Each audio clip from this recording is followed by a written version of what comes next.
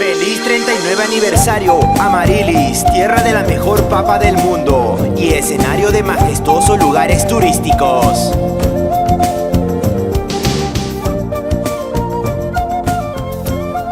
Hoy te saludo, hermanos y hermanas, por cumplir un aniversario más de nuestro distrito pujante de Amarilis. Hombres y mujeres que luchan día a día por sacar adelante a su familia y el desarrollo de nuestros pueblos.